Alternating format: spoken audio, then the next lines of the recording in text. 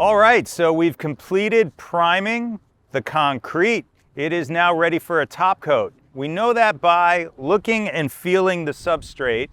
When I'm looking at it from an angle, I can see that the product has absorbed mostly evenly. It's never going to completely evenly absorb because the concrete's going to be more porous and less porous in certain areas. I've got some areas here that may be a little bit wet, but it's dry enough to begin the top coat. I'm just going to feel it. It's supposed to feel slightly tacky, so don't worry about if it's feeling a little too tacky.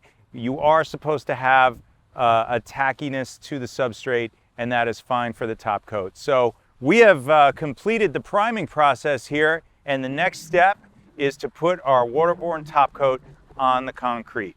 So we're getting ready to apply our StreetBond 150 now. I just want to go over the application materials with you. For an application like this, which is only going to get pedestrian traffic, we're going to recommend 3 thin coats. If it was getting vehicle traffic, we would want 4 or maybe more. So with this particular application, the first coat's going to go on with a squeegee, and in order to ensure that it adheres well into the substrate, we're going to use a stiff bristle broom to broom the material into the substrate. With that first coat, what you really want is adhesion. You may finish the first coat and it could look blotchy. It could look like it didn't cover. That's okay. Remember, you're putting multiple coats on top of it. So for that first coat, you're not going for a coverage type of look. You're more going for penetration and adhesion into the substrate. And just like any of the StreetBond products that we're going to be talking about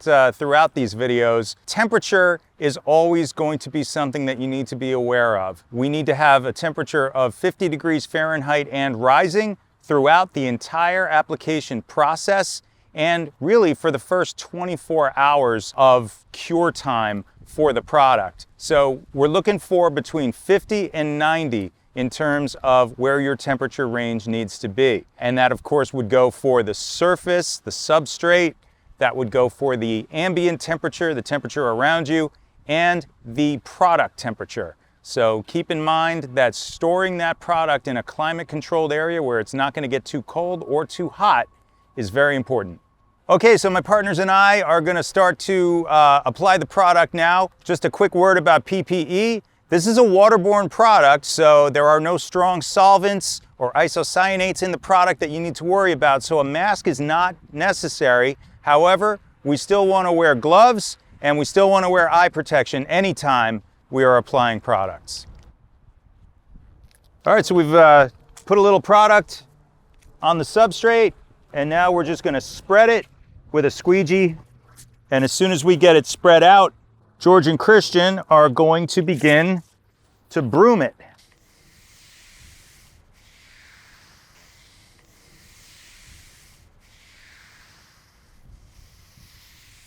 So getting to the edges can be a little bit tricky here sometimes, but as you can see, what George and Christian are doing is they're taking any areas where there may be some thicker product application, and they're just simply with their broom moving those thick spots around so that they can get right up to the edge. This is looking like it's going to be a nice thin coat, which is exactly what we want for the first coat. We want to make sure that there's no real heavy spots. It is a waterborne product, so the solvent, the water, will evaporate out of it. So it'll be a little bit less thick than it is when it goes on wet. We'd want a dry film thickness of about 6 mils.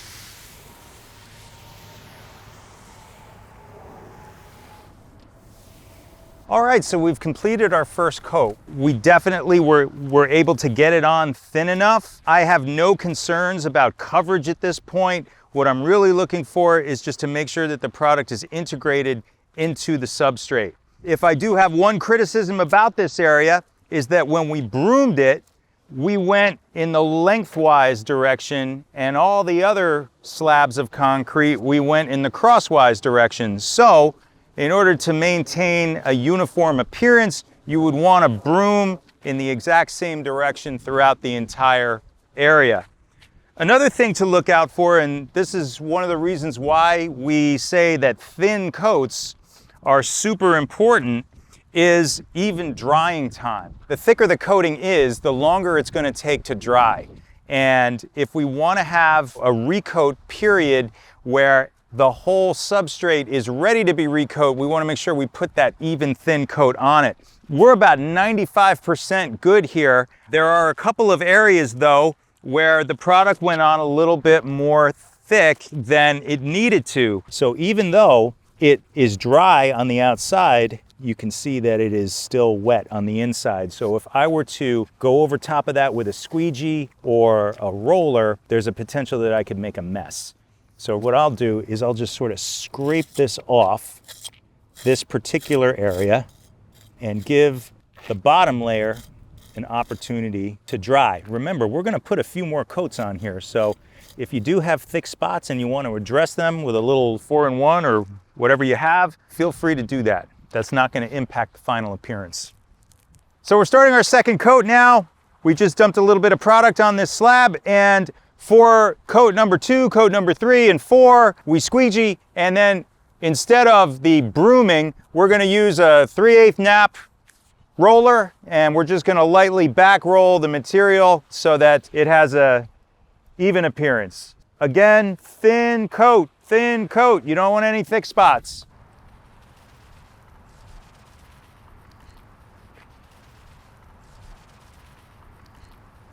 And we're not putting a lot of pressure on the roller. We're just very, very lightly running it across just to get a little bit of lift on the material.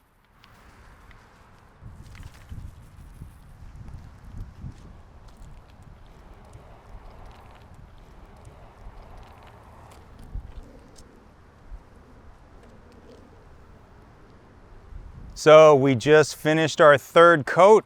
This area is a pretty small area, so it was simple for us to be able to apply the product with a wet edge. However, if you're working with a larger area, say I was doing this parking lot that I'm standing in right now, then it would be a lot more critical for you to plan out your application so that you can always maintain a wet edge, because what's going to happen is if you run out of material and then go catalyze another bucket, by the time you get back to paint that area, there's going to be a dry line and it will be visible in the finished product. So you always want to maintain a wet on wet application. How do you do that when you're doing such a large area? First thing you need to do is understand the coverage. So one bucket of StreetBond 150 will give you roughly 600 square feet per coat. So I would take this area and I would break it off into 600 square foot sections, and I would make sure as I was getting close to the end of one of those sections that I would have someone catalyzing another kit so it was ready for me as soon as I'm ready for it.